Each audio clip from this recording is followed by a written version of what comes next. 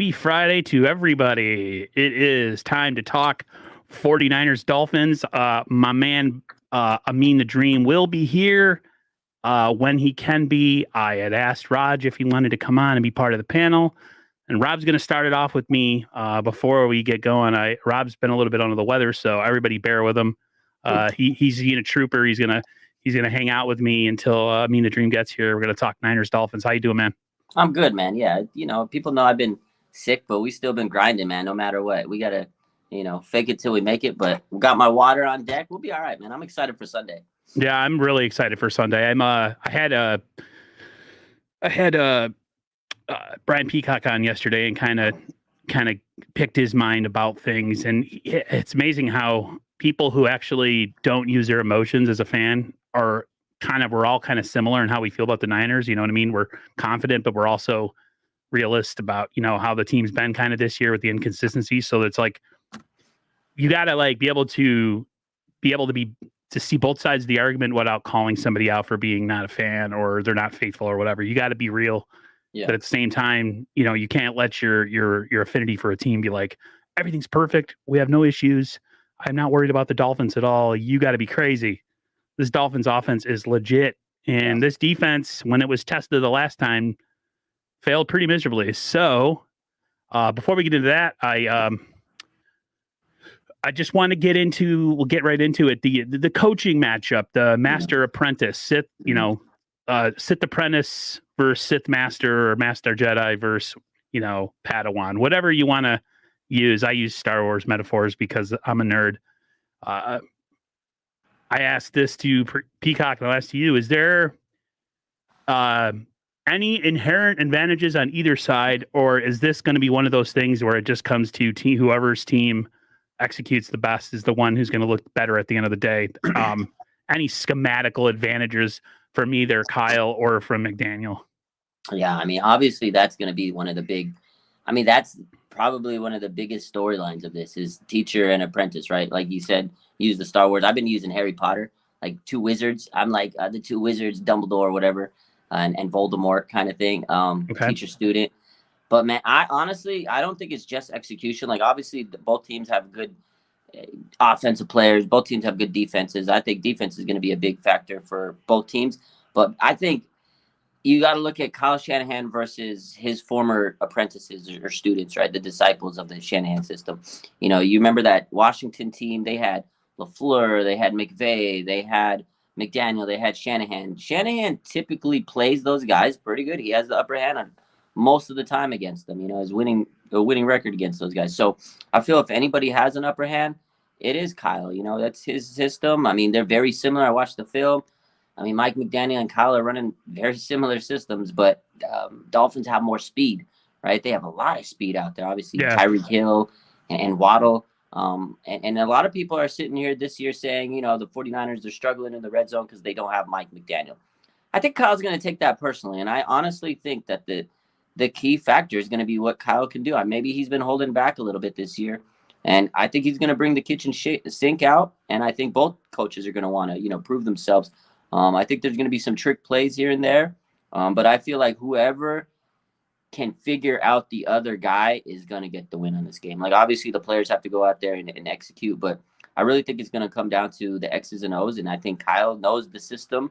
It's his dad's system, so I feel like he might have, if there's an advantage, I think Kyle might have the advantage in that term.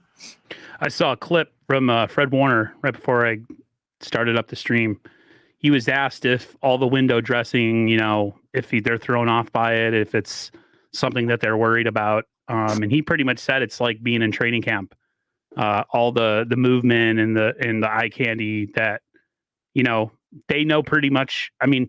Defenses always have an advantage in camp just because they see everything. But I don't know if that really translates into the NFL during, a game against two different teams. But they've seen pretty much everything they're going to go against. I'm sure they'll have some schematic differences, plays off of plays that the Niners think might be coming, to throw them off. But yeah, to me, you're right. It really is going to come down to some execution. I think that the Niners defense against Kansas City had some issues as far as, injuries and guys coming back, guys missing. And, just lack of execution. This Dolphins team might not have their same quarterback, but I think he's pretty damn good. Tua. I think I'm a Team Tua guy, even though I'm not a Dolphins fan. Especially the fact that his coach believes in him. I was just watching something my brother sent me. He's a big Dolphins fan, where he said that last year he questioned if he sucked, if he was any good. Yeah. And then it wasn't until McDaniel coming in and pretty much reassuring him, and I think he showed him either 500 or 700 plays of like positive play that he did. Yeah. And it kind of like reinvigorated him and made him positive. And I think that's really, you want to say there's a difference between Kyle and McDaniel. Is Kyle's not exactly quarterback friendly, and it doesn't really matter who it is. It could be Trey Lance. He'll rip into him. A lot of people say, oh, we could bring in this guy like Aaron Rodgers. And I'm like, I don't know if those two egos could ever coexist, because Kyle's kind of a cocky smartass. You know what I mean? So yeah. I see a lot of the 49ers and the Dolphins, but you're right. Speed is crazy on that team. And the Niners, they're not, defensively, I think there is some mismatches that the Dolphins could take advantage of. But I think if the Niners can take advantage of the Dolphins missing both of their offensive tackles, the Niners really need to key in on that. And hopefully with Armstead coming back and Bosa being Bosa and Ebicom and the litany of depth that we have, I think we might have a shot. But I really don't know who's going to win this game. Yeah. I could see many different outcomes. I could see a game where the Niners get a little bit exposed. I could see a game where the Niners come out and just kind of show their dominance on defense against the Dolphins with their, messed up line. I really don't know. I have no idea what we're going to see. Yeah, no, it's going to be a very interesting game. Again, these are two heavyweights, man. These are two elite, two first place teams, obviously. This could be two teams that do a lot of damage in the playoffs. Two very talented teams. The amount of talent in this game is crazy. I feel like, a lot of people have said it all week. This is a game that could have been flexed to Sunday night. This is probably going to be the game of the week. This might be one of the best games of this season. And you're absolutely right. Going back to Mike McDaniel, this is his first season as a head coach, but he's really done a great job. Obviously, he had a lot of money to spend. He had a lot of young players, but a lot of it is the same players. It's the same quarterback too. And you're right. Everybody wrote this guy off. And I saw the interview where he says, I used to look in the mirror and I told myself I suck because people told me that. And you're right. For Mike McDaniel to instill that much confidence tells me he's going to be a good coach in this league. He sat there, like you said, gave him that 700 clip highlight, man. And he every week there's some mic'd up video where he's just going over to Tua and giving him confidence. I never seen Kyle do that with any of the quarterbacks on the Niners. I saw it last week, Jimmy Garoppolo in his interview press game, or one of the interviews during the week. And he says that him and Kyle are finally having this bond where they can talk. It's been 5-6 years. And now you're having this ability where you could talk to Kyle. This guy's been his head coach for a couple months and they have this relation. They're like family, like father, son, and I remember when Tua or when Mike McDaniel was first hired, I remember there's the video of him on the airplane. He goes and FaceTimes Tua and he goes, I believe in you. You're the guy. There definitely is a big difference in coaching philosophies. So that definitely is going to be something. And Tua, for all the people that wrote him off, he's not going to be an easy matchup. But I think what you said, getting pressure, that's the key. And Bosa's just coming off of NFC Defensive Player of the Month. He played 3 games of the month, and he was dominant as ever. And I think he is going to have to put a lot of pressure on Tua because Tua's been good. Like you said, he's first place in almost every category out there. And if he can't get the ball out to those weapons, Waddle and Tyreek Hill, then that's a problem for them. So we have to get pressure. And I think the key, the return, the big key that we saw today was Armstead was officially cleared to play on Sunday. I know yesterday he had told Jennifer Lee Chan that he's coming back, but officially today he's off the injured reserve or the injured list.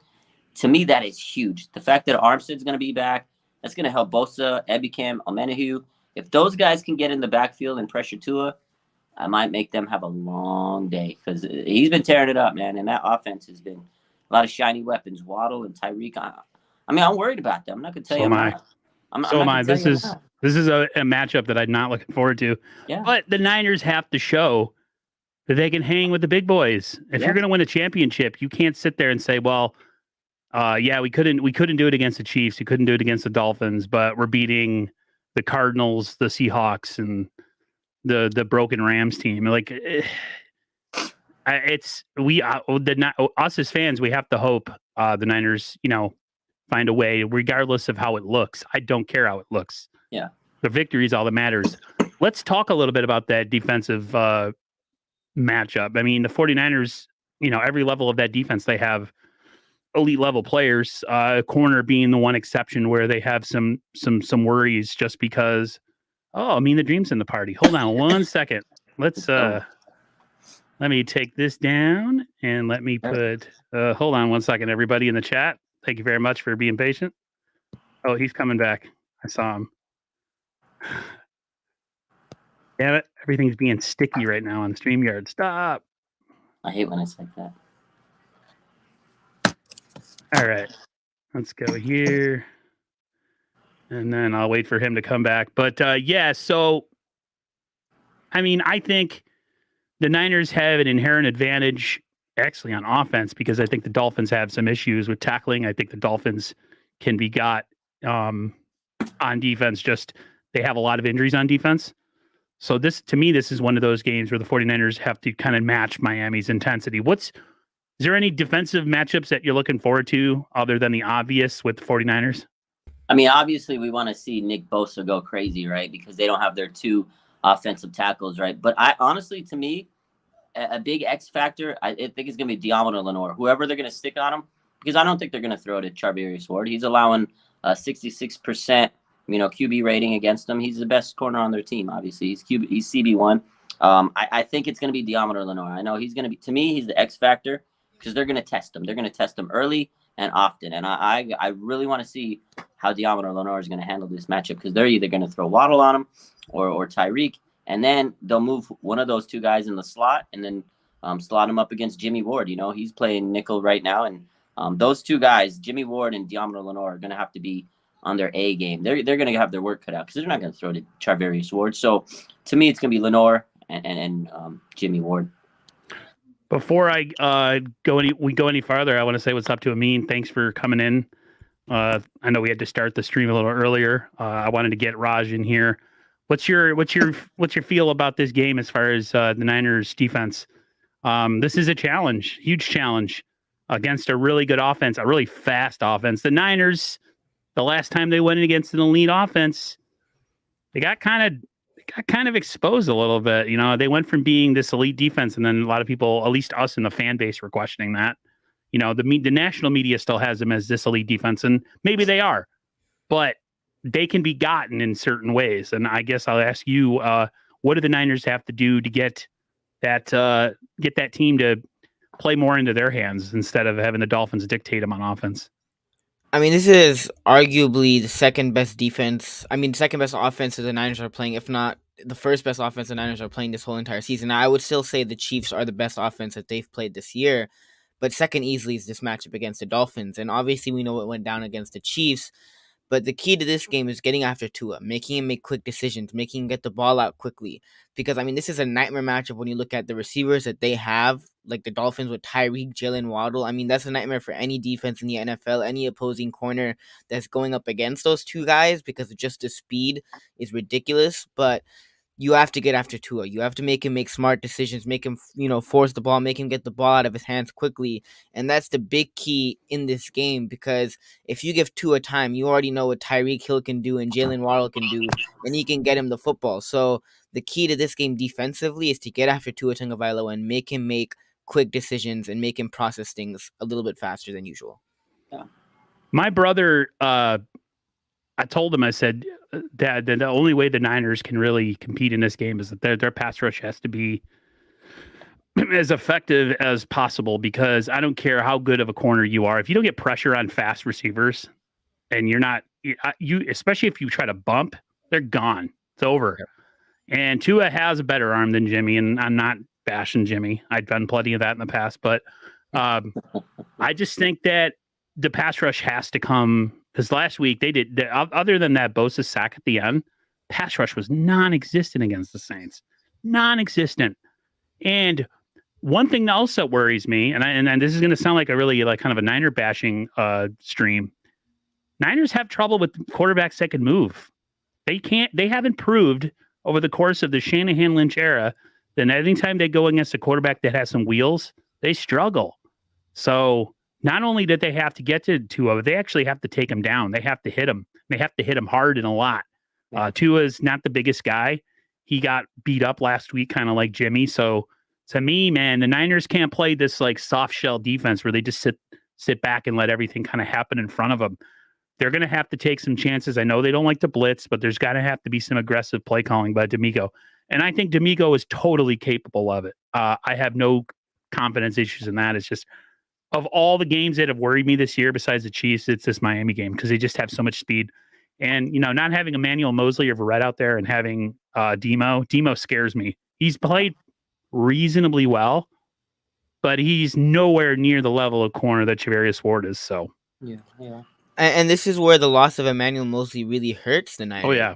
Right? Yeah. Because if you had Emmanuel Mosley, it would still be a difficult matchup because we obviously know the speed of Tyreek and Jalen Waddle. I mean, anybody who watches the NFL, your brother who's a Dolphins fan, he obviously gets to see that every Sunday, and they're a matchup for any cornerback. Jalen Ramsey, Alexander, whoever it might be, they're a matchup for any cornerback in the league.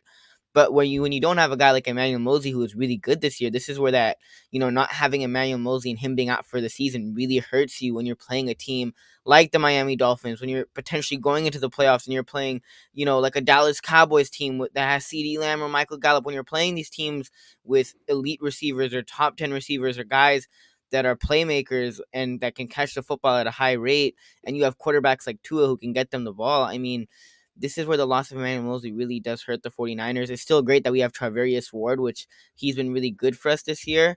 But this is going to be a test for Diamond Lenore. And, I think, who else is the other guy? I forgot his name. Rookie. Sam Womack. Yeah, Sam Womack. This is going to be a test for both of those guys. Now, it obviously it helps to have Charvarius Ward, but this is either way going to be a test for the secondary. And the defense, the pass rush has to get to the quarterback. Because with that speed, we obviously know the saying, speed kills. So the pass rush, this game, the pass rush really has to step up because if the pass rush doesn't step up, I mean, Tua can make you pay. Yeah. Raj, do you think that the Niners will kind of maybe kind of get, how they kind of played the Chiefs in the Super Bowl defensively? Do you think they implement a similar type of game plan against Miami? I think so. I mean, you got to be aggressive. You got to get after the quarterback, and I think they have to. They know, and especially because Tyreek Hill, he is the guy that really. He's the guy that basically, you watch that Super Bowl again. I hate to bring it up, but Tyreek Hill, 3rd and 15, man. You remember the play? That play was disgusting, and I think I don't ever want to think about it, but they learned a lot from that. So I feel like they have to play that way in a certain situation. But one thing you came up with, or you said that I wanted to get to, is the mobile quarterbacks, man. They always struggle against these mobile quarterbacks. Look, a couple of weeks back, they played the Falcons. Marcus Mariota cooked them. He was running he looked like Patrick Mahomes against them. I was like, this is Marcus Mariota. The guy's been out of the league for so many years. He hadn't started, and he came out there and he looked like an MVP against the Niners. He carved us up. So they got to spy. They got to use the linebackers to their advantage because this linebacking crew is phenomenal. They can hit sideline to sideline. So those guys, Greenlaw, Fred Warner, Azeez Al-Shahir, they're going to have their work cut out for them because they have to be able to stop the lanes if Tua is going to take off. Because the Dolphins know. Mike McDaniel knows. He knows this defense. He knows what their kryptonite is. And I'm sure he's going to let Tua kind of come off to the side. But like you guys said, Tua's not the biggest guy in the world. If he gets hit and he gets hit hard, he's going to start thinking twice about running. So they have to get to Tua. And again, you guys have said it. That's the key. We've all been saying it. The key is to get that pressure. And, with Nick Bosa obviously coming off the, NFC Defensive Player of the Month, that's huge. But everybody else has to step up. And again, I said it earlier, Arik Armstead, I can't stress how big of a return he is. If he can play to 75, 80% of what he should be able to, because I'm not expecting to be 100% first week back in 8 weeks. But if he can give them about 75%, man, that is going to be huge for these guys because they can finally get some pressure off of Bosa. He can come in there, and that's going to open it up for other guys like Menahu and everybody because you cannot let Tua run on you. Because if he starts running and he could throw on the run And you got Diamondo Lenore going man on man with Tyreek Hill. I mean, he's gonna burn him every time. And I got no disrespect for Lenore, but Tyreek Hill, was he run like a 4.3 40? The guy's crazy fast. So track speed. So yeah, 100%. They have to be able to contain those lanes, and I'm sure they took a lot of notes from Tyreek Hill in that Super Bowl. Man, you would hope so. That was a Tyreek Hill play that I saw in the playoffs last year when they played Buffalo, where he like caught like a crosser and just took it, went across the field, then turned it up the sideline. Dude. Only he can get away with a play like that. I love Debo. Debo ain't that fast. Debo's fast, but he ain't that fast. He ain't track. He's the only receiver I know who has track star ability that can actually, one, high point and make catches, and two, actually catch the ball. He's not just with the Niners when they've had Ted Ginn or they had Marquise Goodwin, where they're like fast, but as a receiver, they're kind of average to below average. No, this dude's legit. He scares me more than anything. Waddle scares me too. Whoever gets him is going to have a nightmare of a time. Yeah, and then let's talk about Bosa, Defensive Player of the Month. I mean, he had the most crucial sack last week. Whether he went off sides or not, I really don't care. That game was poorly officiated, so to me, it was a makeup call. Me and my brother looked at each other and we were like, whatever. It is what it is. As long as it ain't going against the 49ers, that's okay.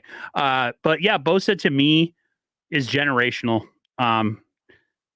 Somebody made a point about how the Niners, they've had seasons where they've either done really well or have not necessarily tanked, but they've had bad enough records where they get top of the draft and they get to stockpile all these great players. To me, with Bosa, it was almost worth it having that bad season, because now we have a guy that there's no way you could ever move on from him. He has to be paid as much as they can pay him coming. I don't know, Raj, is this the offseason where they got to put the Brinks truck up to him and pay him what he needs to?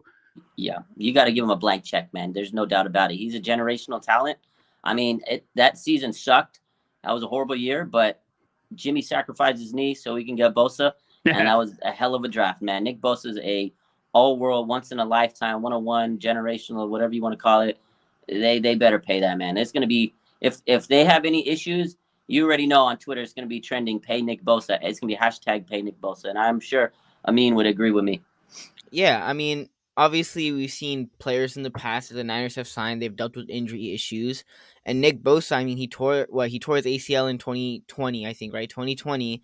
And then the last 2 years, he's pretty much played majority of his games. He's only missed 2 or 3 games, and he's been a beast. So even coming off a torn ACL, he's shown the consistency. He's shown that he's still a dominant player even after that ACL surgery. So yeah, you have to pay the man. Like, I mean, without Nick Bosa on your defensive line is significantly worse.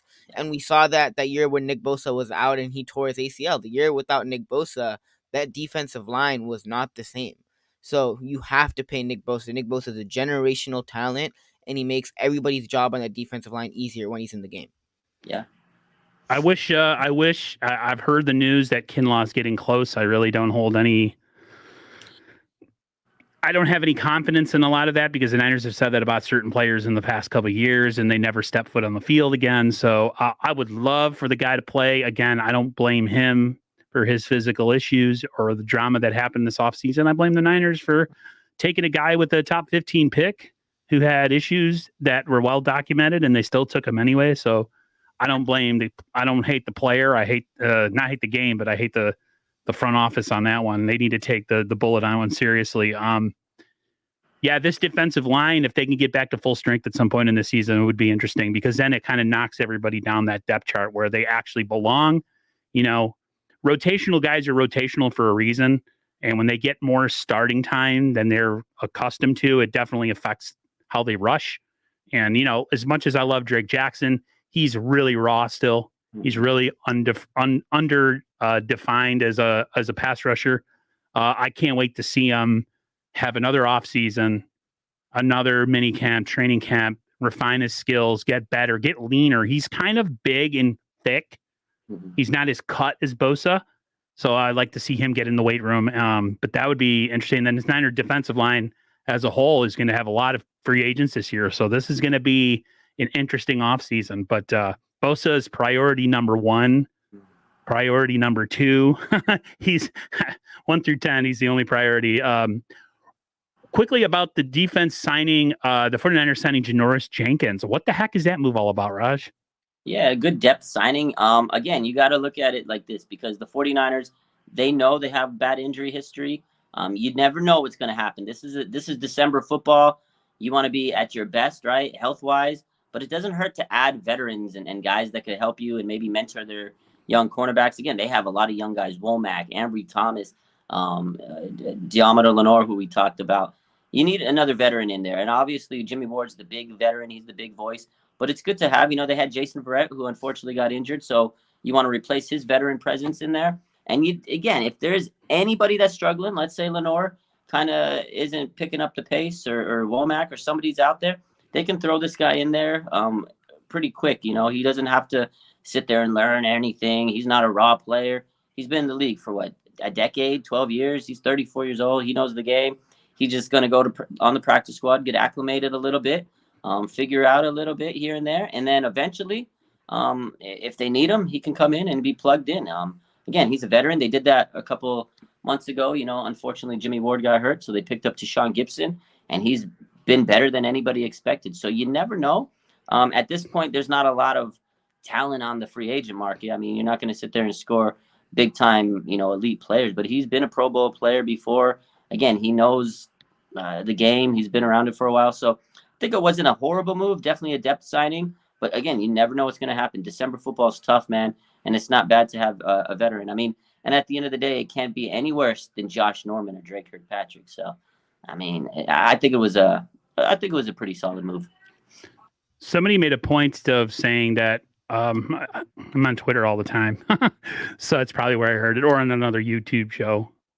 That's pretty much all I watch. That the Niners may have looked at their depth chart and been like, you know what? We're like one injury away from having to play. Oh my God, his name is escaping me. Not Diamador Lenore, Ambry Thomas. Ambry, yeah. And nobody wants to see that. He was cooked in camp. I don't think he's very good. I don't think he's on this team next year, to be honest with you. I'm kind of excited to see if he gets any run this year, Kirkpatrick. If we actually see him play any meaningful snaps down the stretch, maybe the Niners decide, you know what, we're gonna, move Diamador maybe to the slot and move this guy to the outside. Now, I don't know if you can do that, and I don't know what that would do to the confidence of the young guy.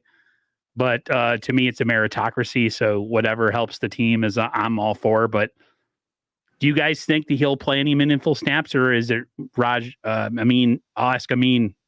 You think it's where Raj said, he'll come in if needed to fill a spot? Yeah, I think he realistically could. I mean, if you look at this team, obviously we deal with injuries. Now, it's not been as consistent as it's been in the last couple of years. But if you look at the depth chart, you obviously know Emmanuel Mosley got hurt. You look at Jason Verrett, who's out for the whole year. So bringing in Janoris Jenkins, you obviously bring that veteran presence when you have a young cornerback room with Ambry, Lenore, Womack. So obviously you bring that veteran presence into the locker room. But yes, he could play some meaningful snaps. Either if one of those guys gets hurt, right? If, hypothetically, Lenore gets hurt, which obviously none of us want that to happen, or Womack gets hurt, or someone goes down.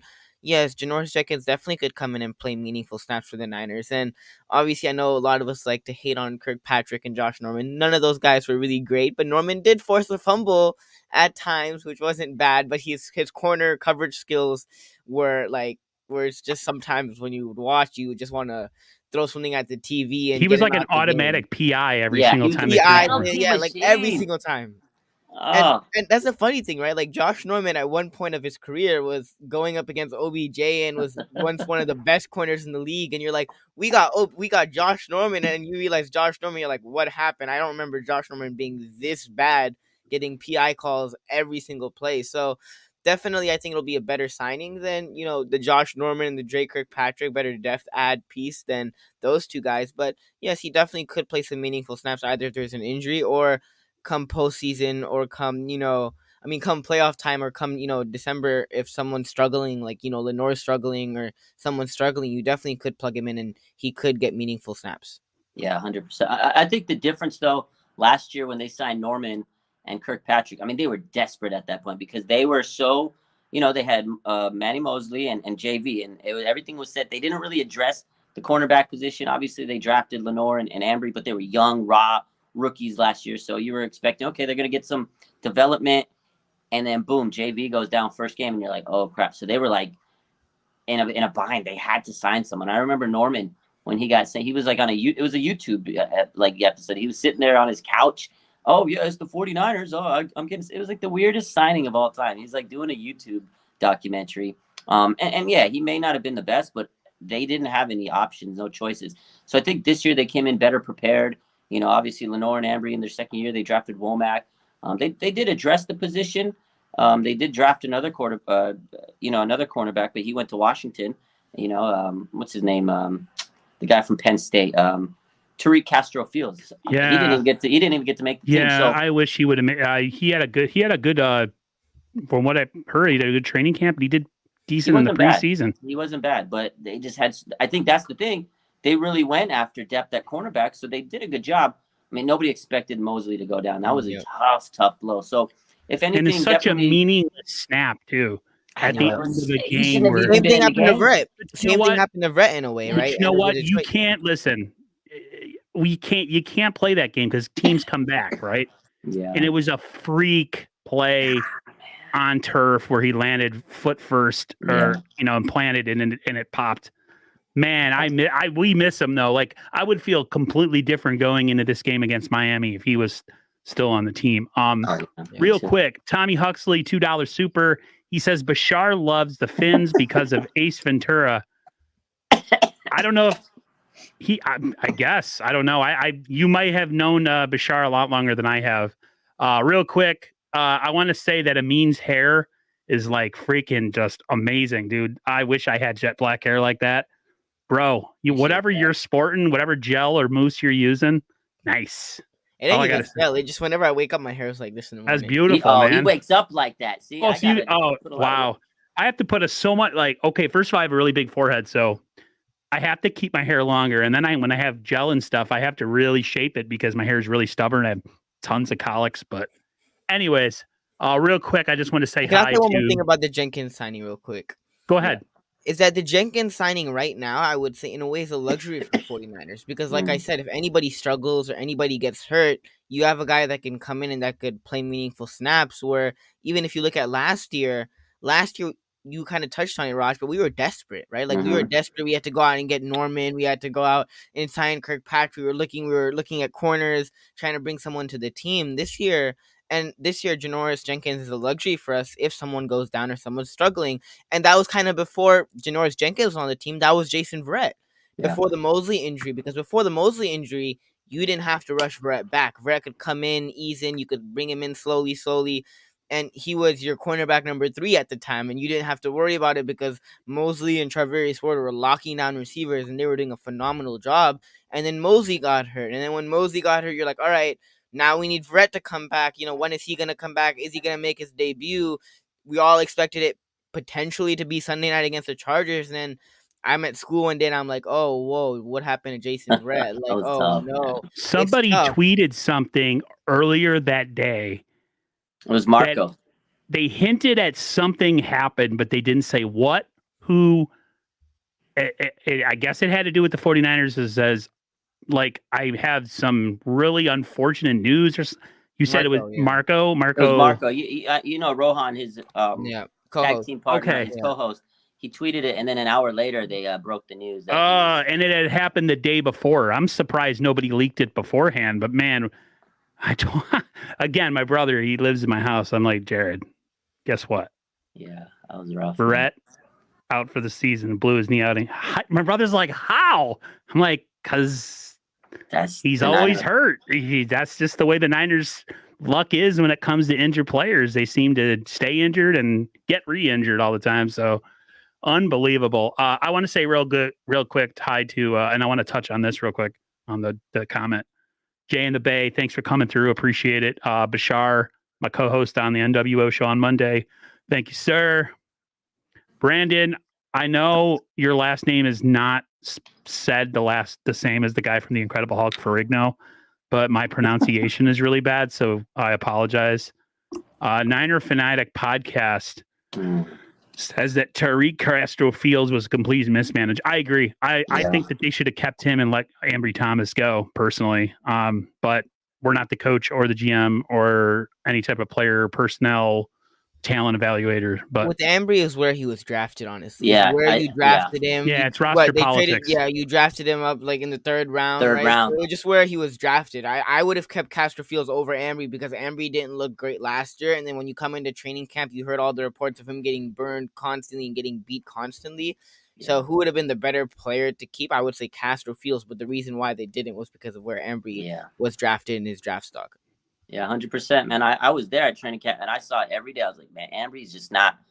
He's not improving, but I don't think he's good at practice. Like even last year when I went to training camp, I was like, this guy just doesn't show up. Like I don't know if it's he has a hard time or whatever. He just doesn't look good in practice, and that doesn't always translate. And Kyle wants to be good at practice, and I did see Tariq, and I think in their mind they said, okay, this was a late round pick.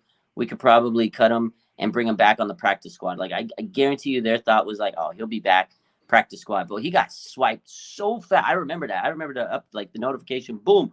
Washington claims Tariq. I was like, damn, that was quick. They did it so fast. And I agree. I would have kept him on the roster because he showed promise. He looked good in Penn State. I saw him play.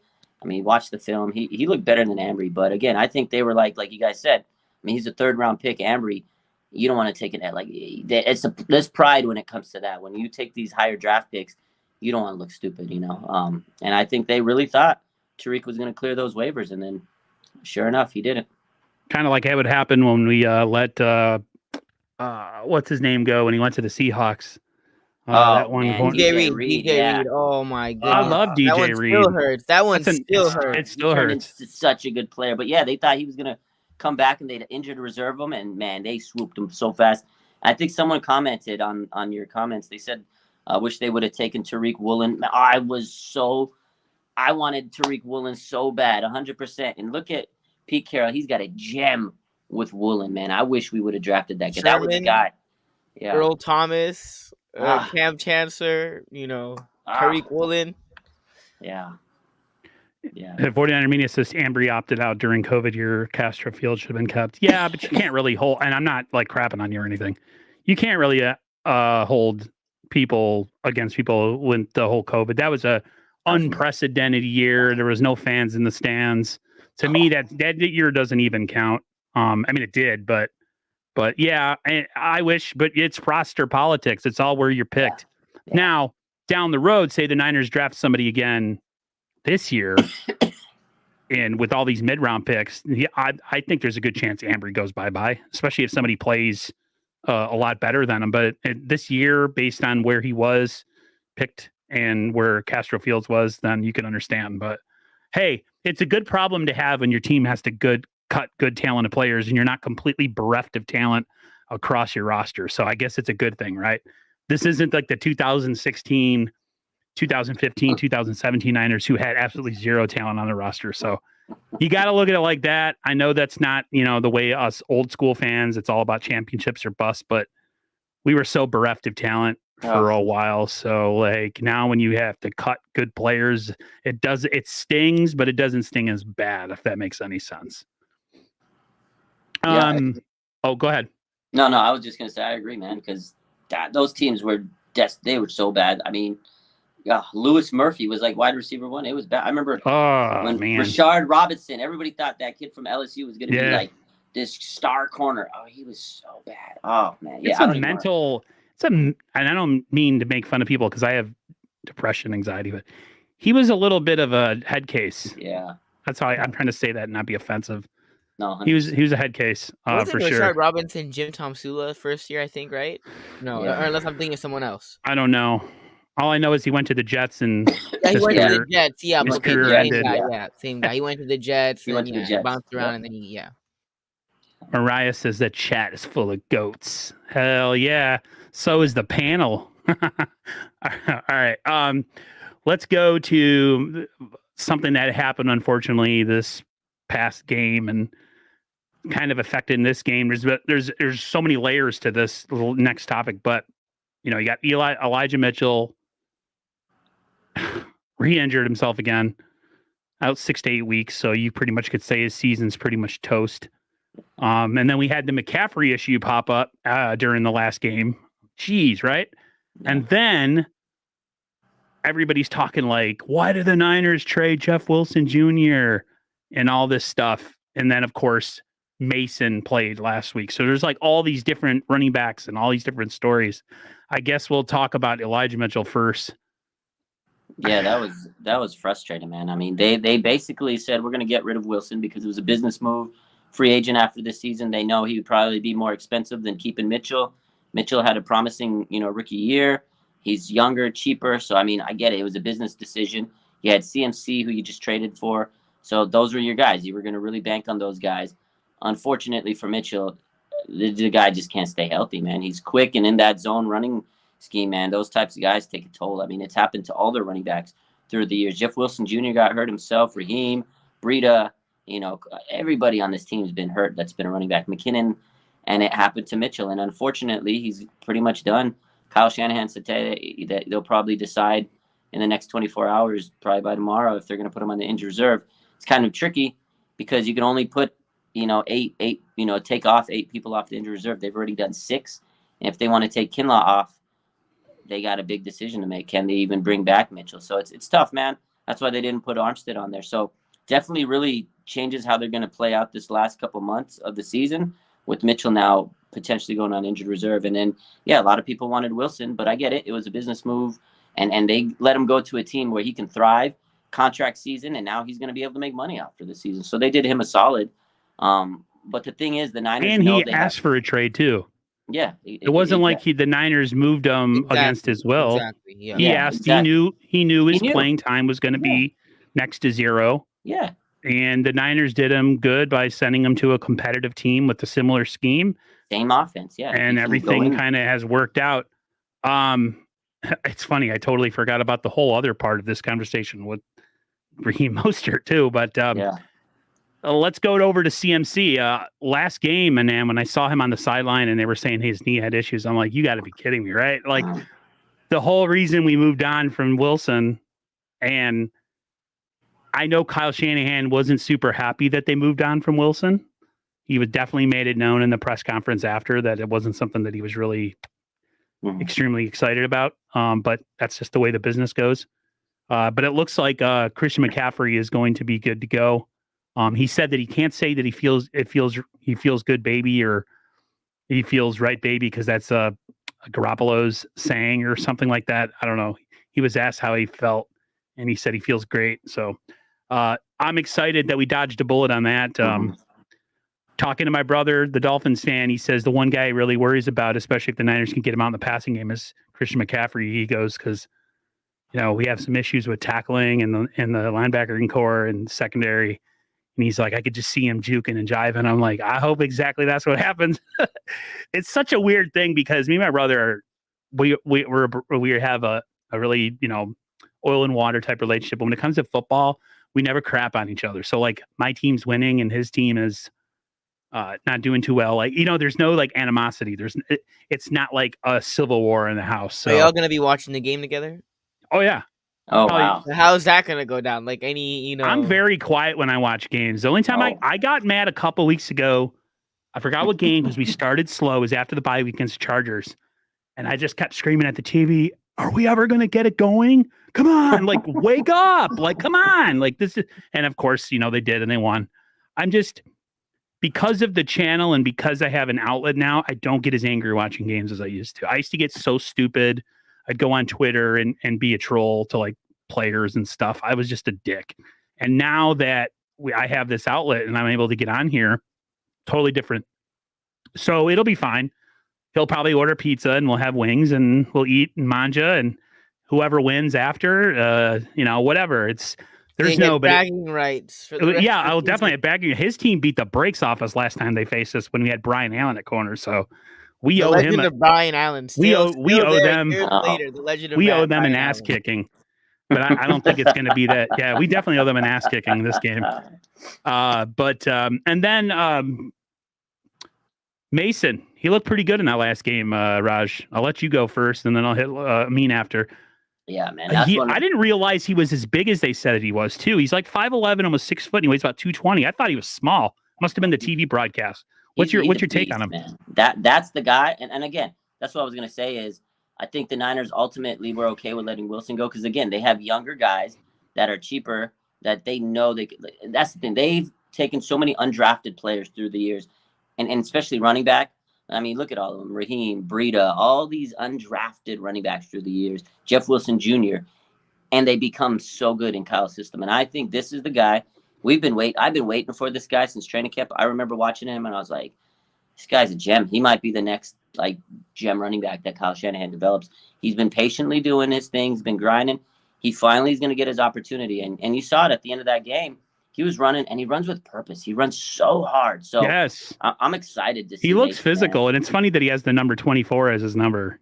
Yeah, I'm hyped up, man. I'm excited for Mason. I've been waiting.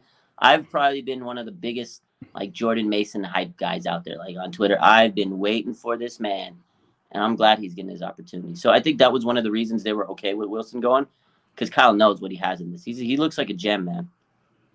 What do you think? What do you think? I mean, Jordan Mason looked great, right? The physical runner. We saw some in the preseason, making cuts, finding small little holes. Even in the preseason, sometimes it would look like you could find nothing, and Trey Sermon was struggling, right? Finding the gap, finding the hole, and then you see Jordan Mason come in, and he would find that gap and just, you just force and try to pick up extra yards and would make something happen out of nothing. Like Jordan Mason looked great. We were all wanting him to at least get a couple of carries in certain games, and obviously Shanahan didn't play him until this Sunday, and he got his opportunity, and he made the most of his opportunity. So, and that's the thing about the Jeff Wilson trade. Obviously, he wanted out, which was fine because he wasn't going to get that much playing time. And as a player, you obviously want to get an opportunity to play. And they sent him to Miami, which he's been sharing reps with Raheem Mostert, who's also another former 49ers running back. So he's been getting his opportunities there, but the Niners have a lot of, even with the Mitchell injury, we still have a lot of, not necessarily talent, but we have some things to look forward to in the running back group with Jordan Mason, obviously, and then Christian McCaffrey, who's still a new addition, who after that Rams game kind of slowed down, but has still been a huge part of this offense and can still, still be, who's still a phenomenal running back. And with Jimmy Garoppolo, especially now you see Christian McCaffrey in that offense, Jimmy Garoppolo, instead of sometimes taking a sack, he'll find Christian McCaffrey, and Christian McCaffrey will break a couple of tackles and pick up a first down. And he has the capability of doing that. He can make a 2-yard pass turn into 15-yard gain. So Christian McCaffrey has been huge for this offense. And hopefully now we see Jordan Mason get more opportunities with the Elijah Mitchell injury. I feel bad for Elijah Mitchell, obviously, with the same injury coming off the knee sprain, the MCL, and then again playing a couple of games and then again getting injured, hasn't been able to stay healthy. But you still have some things to look forward to in the backfield with Christian McCaffrey and Jordan Mason, who I hope gets more opportunities. Yeah. Raj, any thought on Tevin Coleman being activated? You read my mind. Like I was literally about to say, I've been predicting all week that I think they're going to elevate Tevin Coleman this weekend because I just don't see Kyle over TDP. Over TDP. I don't think they're going to trust two rookies because Mason, obviously the undrafted guy, and TDP. I can't see Kyle bringing himself to trust two rookies. I think he's going to get Coleman because he knows his system, and that's the vet, man. He could come right in and do what he has to do. So I think this is my prediction. Tomorrow they're going to put Elijah Mitchell on the injured reserve, and they'll elevate Tevin Coleman to the active roster. That's my prediction. That's what I've been saying all day. So, I'm comfortable with that because I actually like Tevin Coleman. I do too. I'm a Tevin Coleman guy. I think he got a raw deal just because, Elijah Mitchell and, other backs played better than him. But he's not a bad running back. He's got a little shake in his step. He's not like the long-term answer. He's got some wear on the tires. But in a spot duty, I think Tevin Coleman is very effective. And he knows the scheme. Mm-hmm. So, essentially he's like a hired gun, Hey, do you want to come off of the practice squad and then we'll release you tomorrow after we play? Like, that's what it seems like. It's weird, man. Again, I keep bringing my brother up. He's like, man, you guys are amazing with the way you guys find running backs. And I said, dude, it's to me, it's got to be Adam Peters and his guys that find these gems. And I know the old school running back coach, he came back this year. He had the surgery. I know you guys know. Bobby Turner. Bobby Yeah, Turner. I'm sure he was in people's ears telling him to look at people. He's like a running back whisperer. I'm not really concerned because I asked the chat yesterday when I had Brian Peacock on. You think the Niners maybe move on from Elijah Mitchell after this year? I mean, that's 2 straight seasons where he's missed a majority. I mean, he was hurt more than he played this year, and then of course the year before he missed 5-6 games in a 17-game season. I would think they bring him back, but I wouldn't be surprised if the Niners again hit up running back in the draft mid-range, or even another undrafted free agent after the next draft. I just don't see that. It's like a factory, like Raj said. The type of running that they do, they just go through guys like paper. So I don't know. I mean, the upside of Mitchell, though, right? The upside of Mitchell. That's the thing about Mitchell is that, like, even with Ambry Thomas, for example, right? They kept Ambry Thomas because of the draft stock. But if I'm the Niners, right? If Mitchell can't go this year, the upside of Mitchell, I'm like, do I really let Mitchell go, even if I draft other guys? Because I know when Mitchell's healthy, I know what he's capable of, and I know what he could do when Mitchell is healthy. So if I'm the Niners, I wouldn't rule it out, but I really doubt that it would happen. And if I'm the Niners, I would look at Mitchell's upside and say, we know what he can do on the field. So I really doubt them letting him go. I mean, yeah, he does have the potential, but I kind of see it as, you're right. If the injury risk is there, they're going to give him the opportunity. They're going to give him the benefit now. He's on a rookie contract. It's not like, they're going to have to be paying him a lot of money. He's a 6th-round pick too. Yeah, he's a 6th-round pick. They'll give him the opportunity, but I would be shocked if they don't get a running back in this year's draft. I hope it's not a 3rd-round running back. No, because Kyle Shanahan and 3rd-round running backs needs to not be a thing anymore. Kyle needs to get his draft privileges taken away in the 3rd round. On 3rd round, no, stop it. Don't let him take TDP, Williams, Trey Sermon. It's just not a good record. I mean, obviously TDP, there's still the book's not written, but right now it doesn't look great. I mean, they could have drafted a lot of other people. I do think they'll take a running back at some point in this draft. I mean, they got a lot of late-round picks, mid-round picks, undrafted. They'll find a running back, and because they know Mitchell has a huge injury risk. I mean, the potential is there.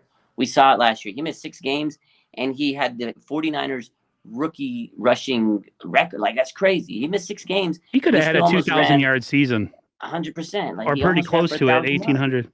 Yeah, it's crazy. So the talent is there, but they'd be so dumb if they don't protect themselves with that. So they know they have to. And CMC, they got to protect themselves with him. Like, he's great, but there is injury risk there. He is getting older, So they got to get a running back. Again, we don't know how Mason's going to be, but Kyle Shanahan tends to run these guys into a wall, and then they fall apart. So I know they'll get running backs this offseason. Last year, they came into the year with like 7 running backs. And I was like, what are they doing, all these running backs?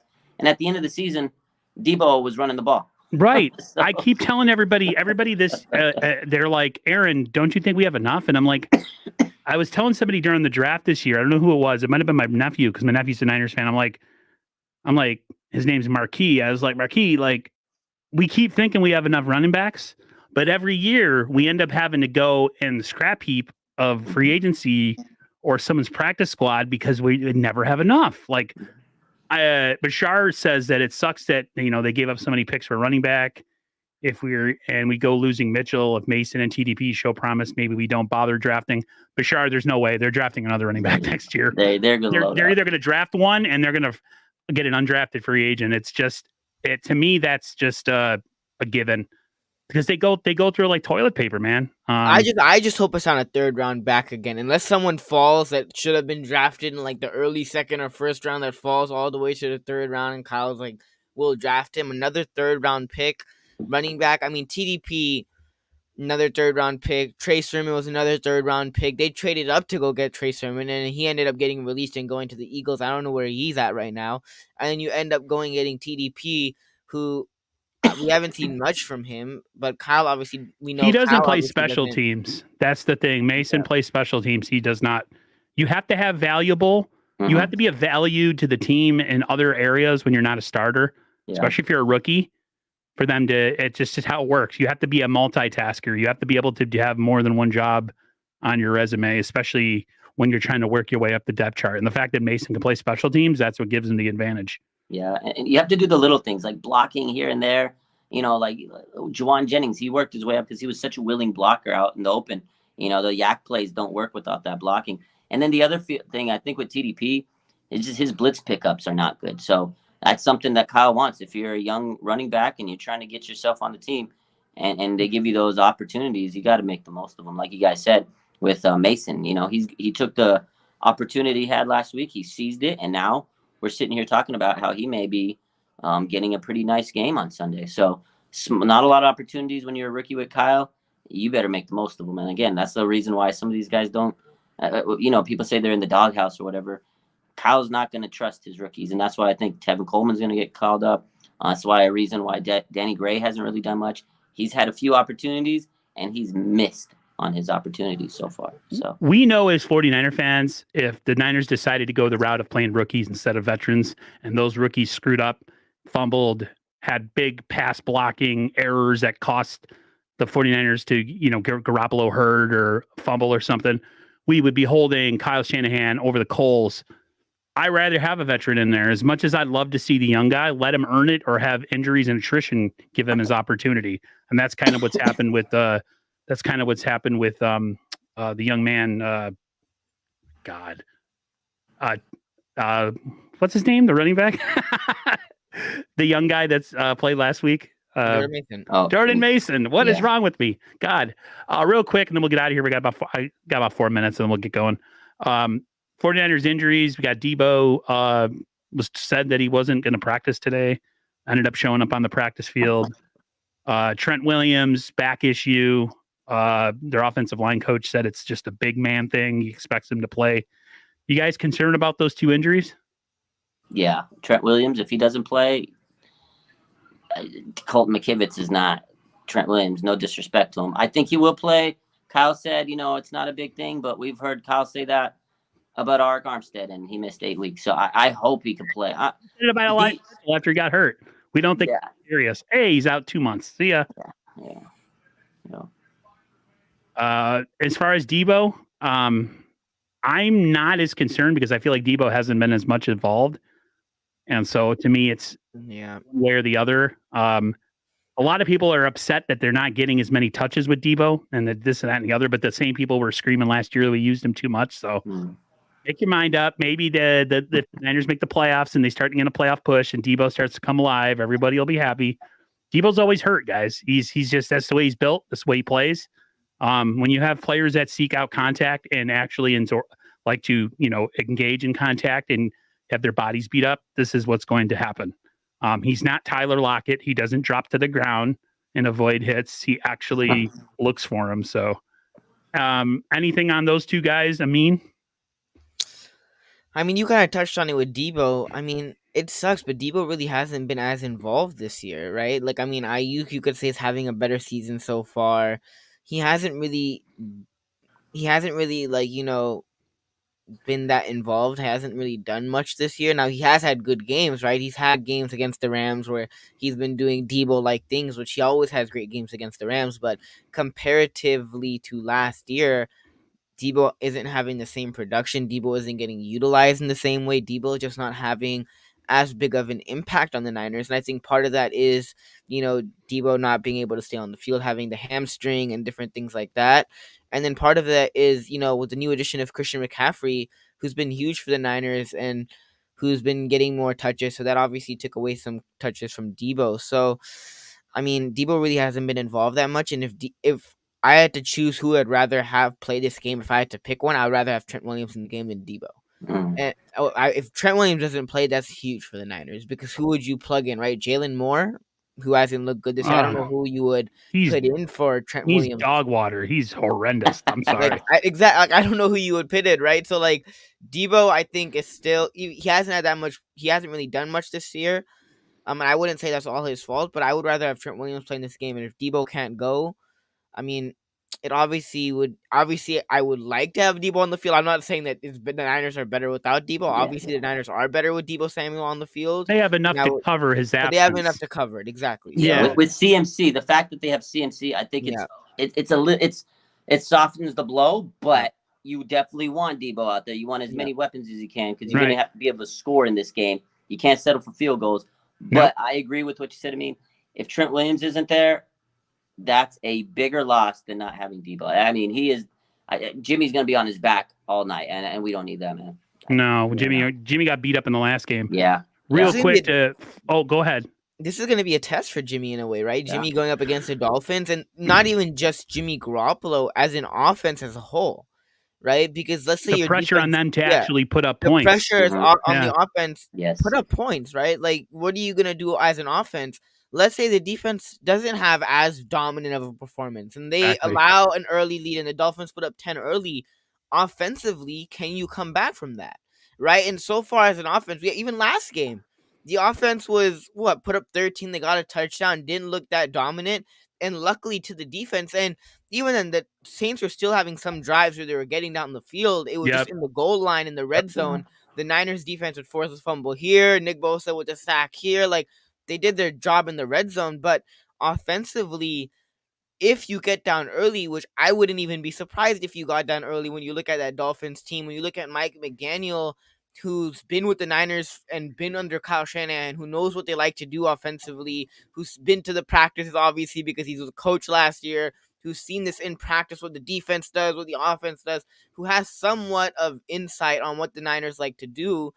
If you get down early offensively, that's the big question mark. Even defensively, right? Can you go up? What are you going to do? What are you going to be able to do against the Dolphins? Can the pass rush get the two up? But offense, I mean, this is a huge test for the offense. Not only Jimmy Garoppolo, but I mean, the offense as a whole, and this is the best team that you're playing. So when you look at, even if the Niners lose this game, hypothetically, it doesn't mean much when you look at the standings or the division or the NFC. But this is the best team that you're playing. So can you go up against teams like this? And if we all think, like a lot of us think, the Niners are Super Bowl contenders, you're going to be playing teams like the Dolphins, the caliber team like the Dolphins, like the Bills, like the Chiefs in the playoffs. So offense, can you do your thing? Defense, can you do your thing? So this is definitely going to be a test for not only the defense, but the offense especially, that if you get down early, can you recover and can you come back from that?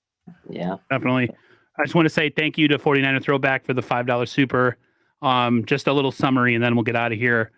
I don't really have anything to say about the Mostert situation. That was one of my topics. I just think that's water under the bridge, over the dam, whatever you want to call it. I don't care. The fact that he's talking and he might not even play, that's all I got to say about that. And as far as the Niners offense, this has to be a game where they got to score touchdowns. Field goals will not cut it. And if you think you're going to have a trouble scoring touchdowns, then you better have some long time-consuming drives where you keep your defense off the field to where your defense can come out and be effective in short spurts instead of having to give up and being a track meet that it could be, because the Niners are not built to come from behind. They're not that kind of team. They are a front-running team who plays well when they have the lead. No disrespect to my team, but that's just how they play. Eric Crock or Brian Peacock yesterday agreed with me that they're a front-running team. They get the lead, they can sit on you. When they have to play catch-up, that's not their game. So real appreciative of everybody was in the chat tonight. We have kind of a heart out. I just want to say thank you to everybody that came in here. Thank you for the supers. I'll see you guys Monday with the NWO show. Me and Amin will be back next Friday. And I'll keep you guys posted because my schedule might be a little weird with work and stuff. So thank you, everyone. Everybody have a great rest of your night, and we'll talk to you later.